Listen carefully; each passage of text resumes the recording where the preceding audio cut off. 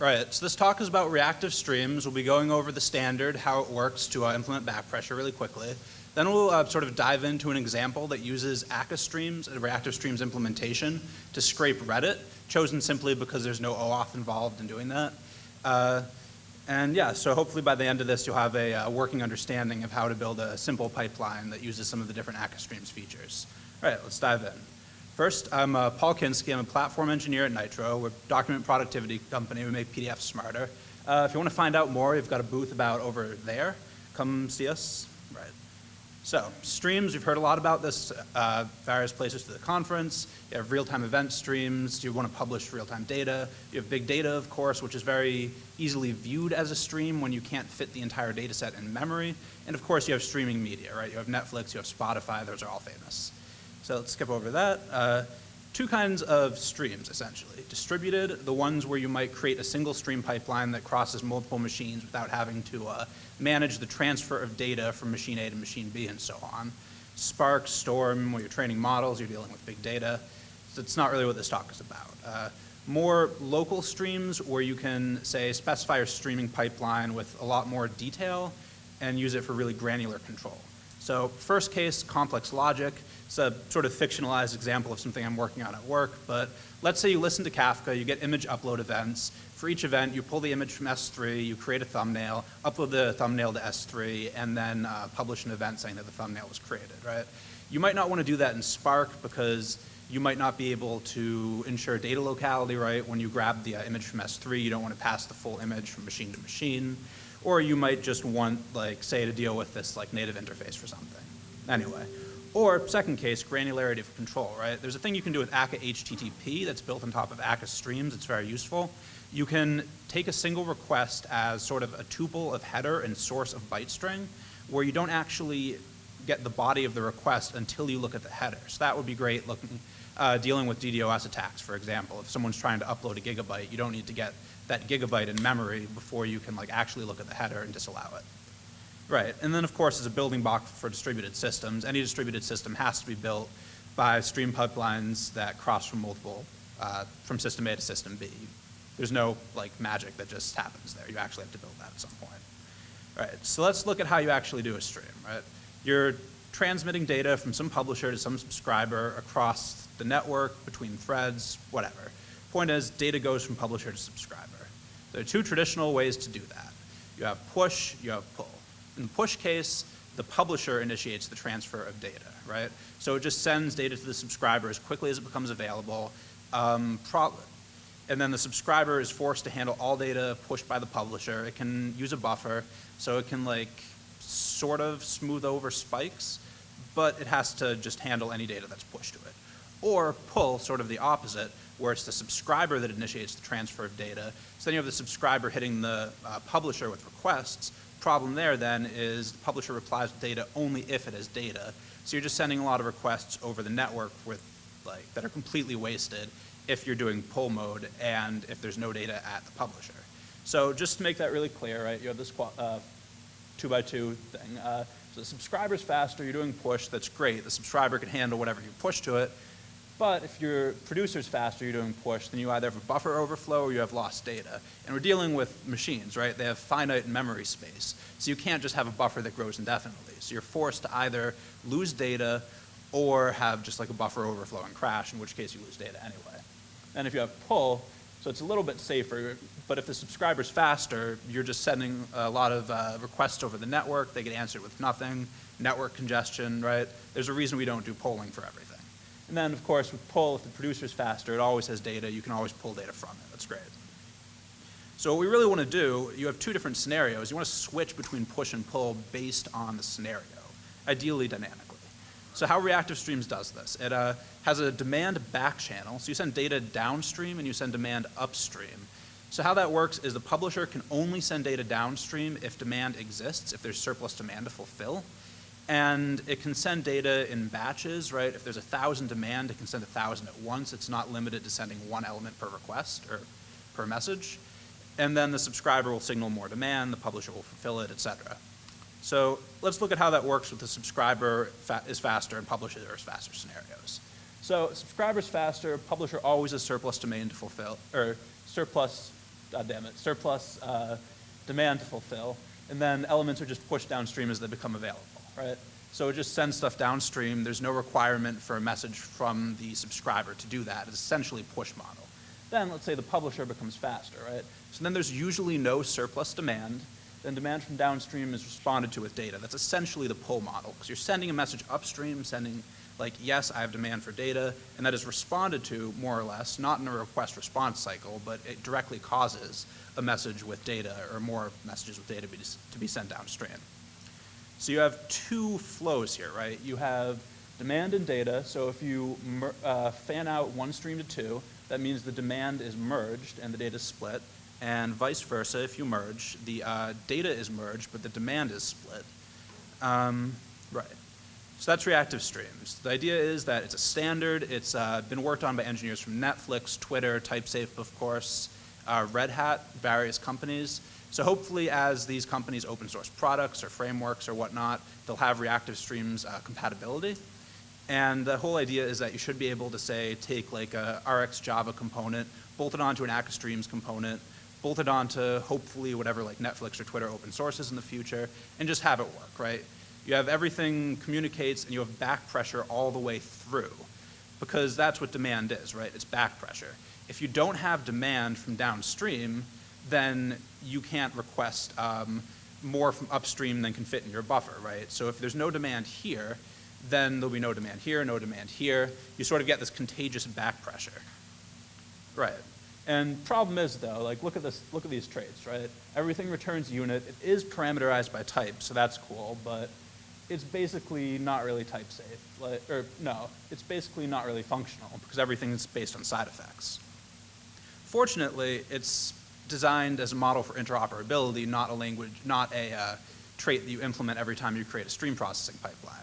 So that's where Akka Streams comes in. The whole goal of Akka Streams is to build blueprints describing your stream processing pipeline that are type safe, that can be composed, and that have all like the richness and power of the Scala collections API. So you can map over them, you can filter them. There are things sort of analogous to flat map, but not quite. I'll get into that later if there are any questions. But it's sort of similar to how Spark has succeeded by providing something similar to the Scala collections API, which we all know and love. Let's go over the sort of primitives that you have available to you in Akka Streams, right? So you have a source, two type parameters, out and materialize, right? Mat's a bit complicated, but out, that's just what it emits. That's what it publishes. So it'll emit 0 to n elements. They won't always be the same if you create the same source, right? Because if it's like stock data, at different points in time, you'll get a different stream. It's potentially unbounded because, say, stock data, again, as long as the New York Stock Exchange doesn't go under, right, you'll still have stock data coming. Then materialize, that's a bit more complicated. So that is something you get once whenever you turn this blueprint into a running stream pipeline. So let's say you have a read file lines, right? Takes a file name as a string, creates like a source of string, future enclosable. This is just an example, pretty sure it doesn't exist anywhere. But what that would do, right, it would take your file, it would open like a connection, or open it, start reading. That's where your source of strings comes from. And then the future of closable is, say, something you get when the file's open, not instantly when this is created because it's not blocking. Then you could close it or whatever, right? So that's your source. That's how you get elements. Those are your publishers. And you have flows. Those are sort of a pipeline component. They have both an inlet and an outlet. They both publish and subscribe. So there's something you'd bolt on to a source, like if you want to transform it. So for example, you have a source of strings, right? It's publishing bad words. You want to filter out the ones that you can't show on like daytime TV. You'd have a flow that just goes from string to string, and then its materialized type is a unit. What that means is that you don't really get anything when you materialize that because it's just like a pipeline. It doesn't like do anything off to the side that would require like a future or some data that you need to access. Finally, you have your sources, you have your flows, you have your sinks. So these consume elements. In this case, they consume elements of type in, and they yield a value of type mat, materialized when they're, well, created. So if you have a head sink, right, it's like equivalent to getting the head of a list. But since this is on streams and not on data collections and memory, what you have here is a sink of type T, whatever it's consuming, and that can't be a val because it's type parameterized, sorry, and a future of T is what you get when you create it, right? And that future would contain the first element pushed to that sink. So those are for linear stream pipelines. Like you have A to B to C, data travels in a single line. It doesn't branch out, it doesn't get merged. So there also is a graph DSL for creating more complex systems. Like for example, if you want to merge two streams, you want to fan out two streams, or you want to create like custom logic, it's fully supported. Right, so you'll notice I haven't really mentioned Akka before.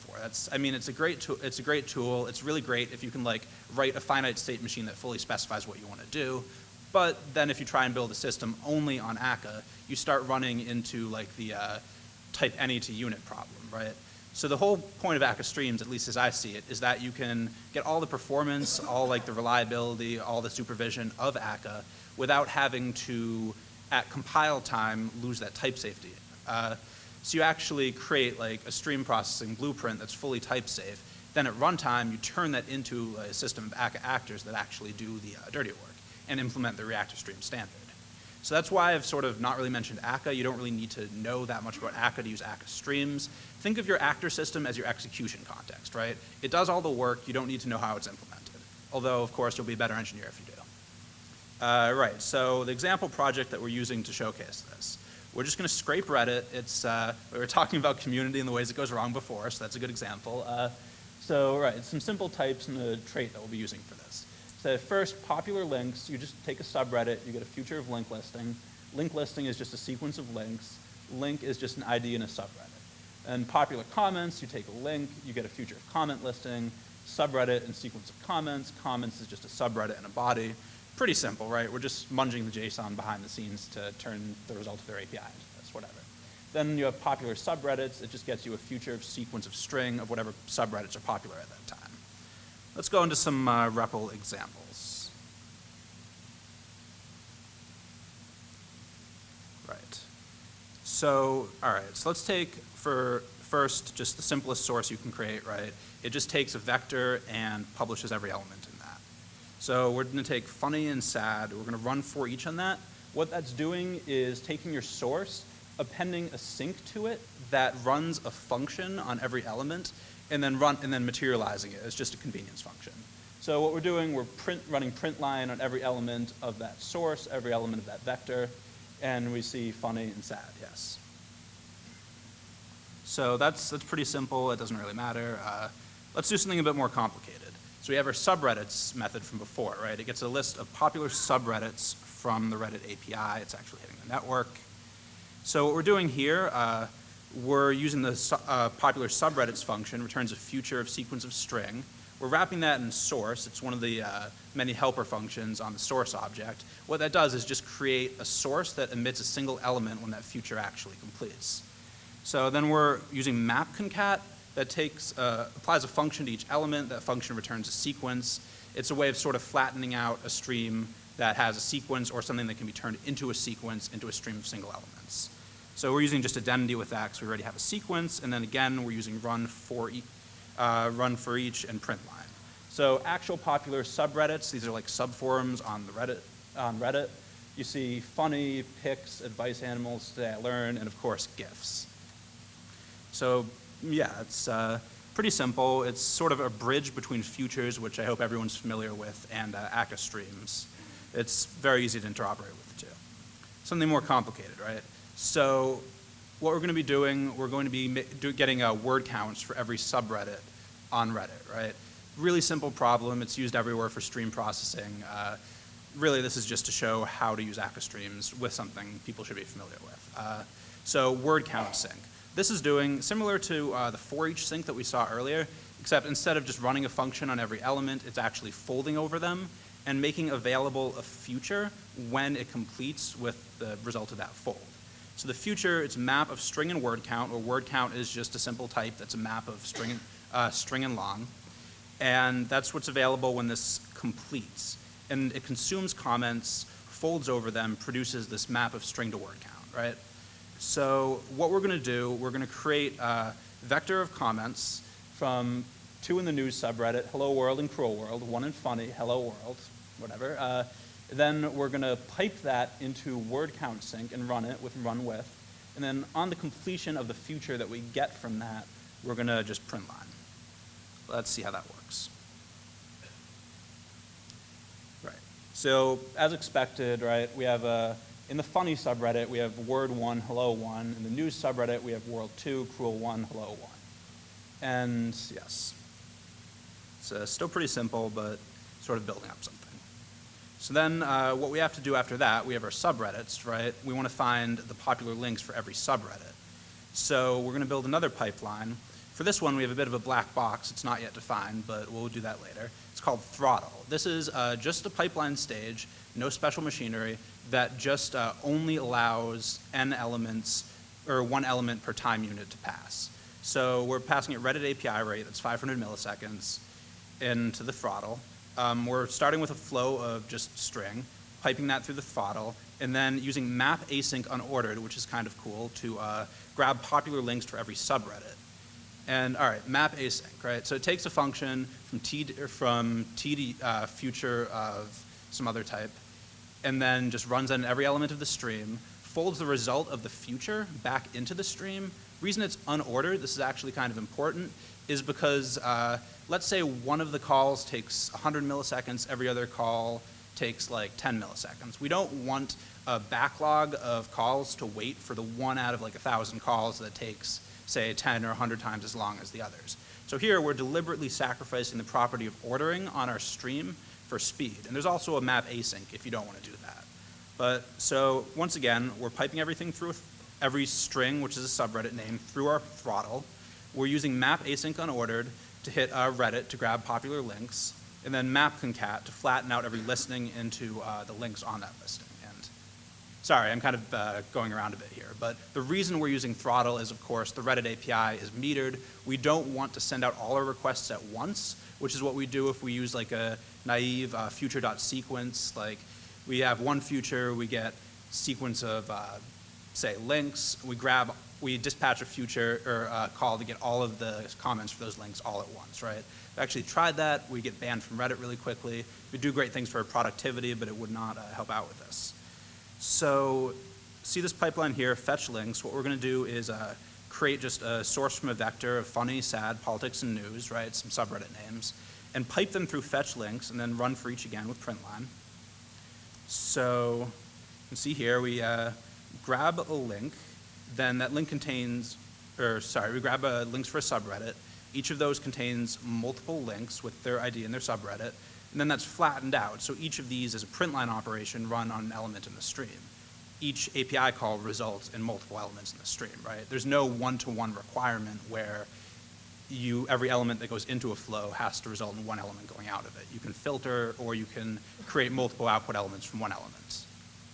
So pretty simple, right? Just grabbing funny, sad, and politics, and that worked successfully.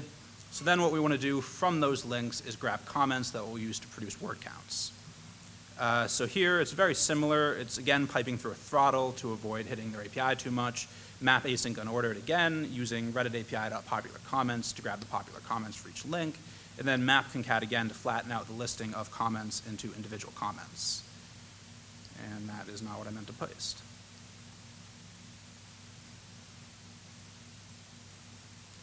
Right, so once again, and this is, by the way, the comments for, it's the comments for a link on Reddit where they were discussing police brutality, so there's some heated, responses.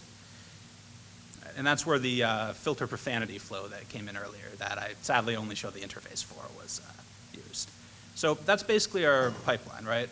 We showed it kind of out of order deliberately to show how you can build and compose these pieces. Started by just with a source of subreddits, then a sink that turns comments into word counts and eventually yields the actual result of folding over all the comments. And then we showed some flows that we could use to go from subreddits to links to comments.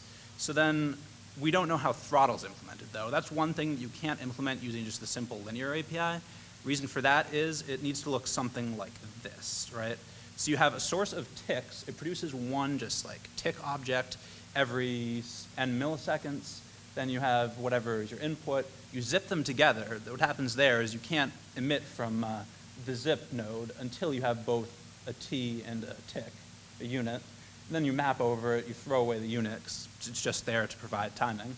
And then you emit out. So This entire sequence that does do some merging can be represented as a flow in and of itself, but inside that flow, you're doing something more complicated. You need to use the graph DSL.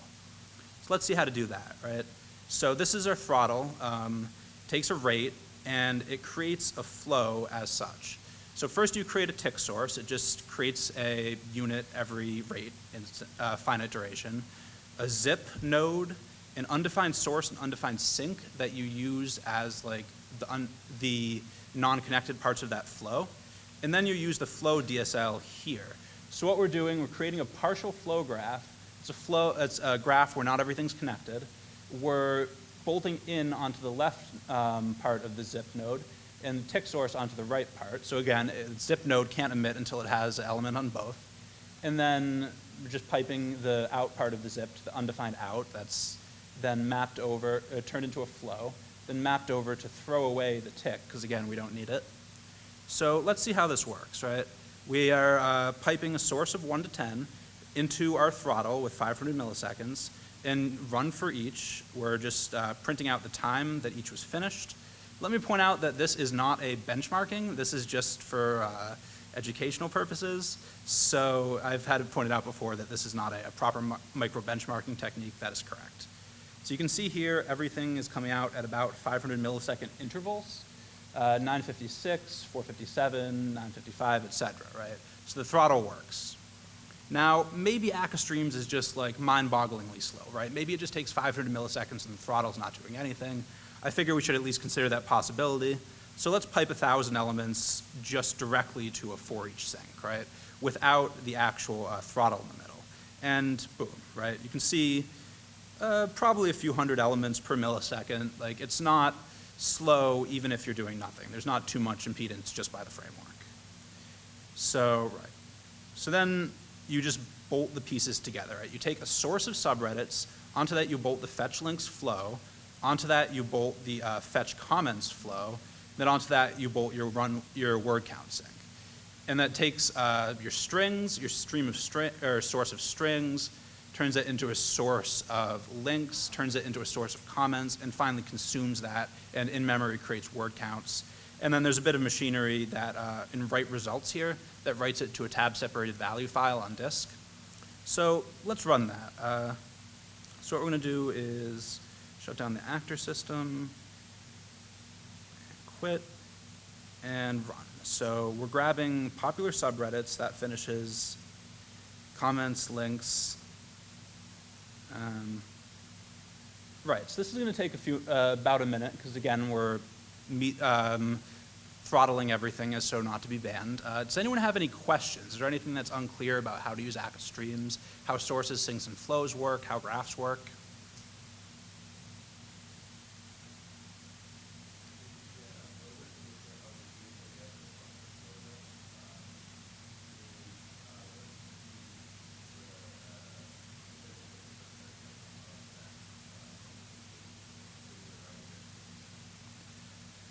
Good question. So it was, what's the return type of the function I'm using to create a partial flow graph, right?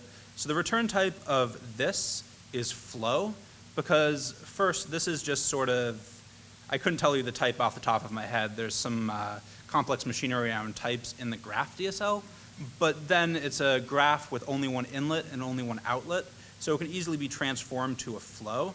So the return type of this is a flow from T to tuple of T in unit, and then you map over it and get rid of the units, and you just have a flow of T to T. Any other questions? Let's go back to this. All right, this is taking too long. Let's just run it on a single subreddit.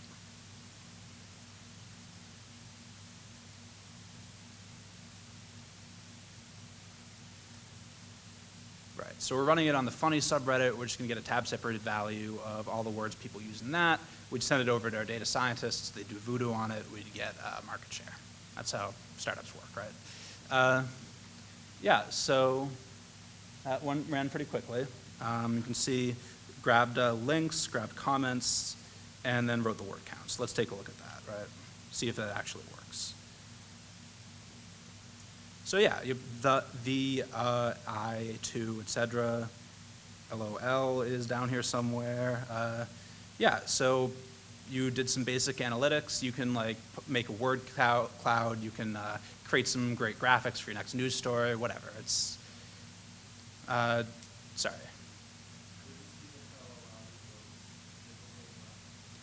It does, yes. There are a few other considerations you need if you're building a cyclical graph. Basically, you want to make sure that you don't deadlock it, because if every node in the graph, right, let's say you have a node A and a node B, and they're just cycling data through, right? If they both have buffers, the buffers are filled, they won't be able to send any demand upstream, so they won't be able to keep the data flowing even though it's a cyclical graph, right? That does introduce some extra complexities, but it's totally possible. Anyone else?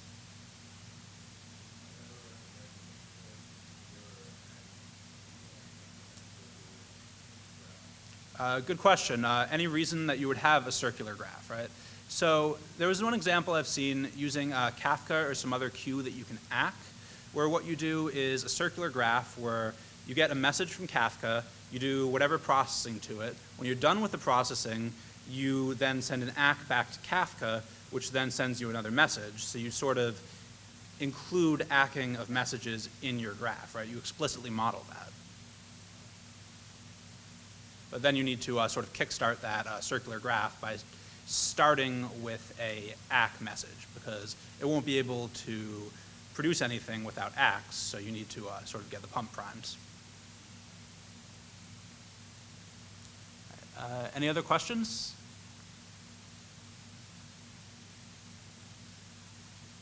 All right, anything about Akka streams, reactive streams? All right, time, I guess. Thanks.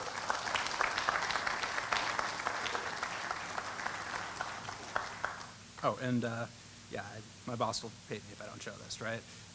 Contact info, we're always hiring at Nitro. Hit our careers email here. So that's my personal email, Kinsky, GitHub, and then careers at Go Nitro if you're interested in any opportunities. And we have a booth over there. All right. I'm going to go hyperventilate.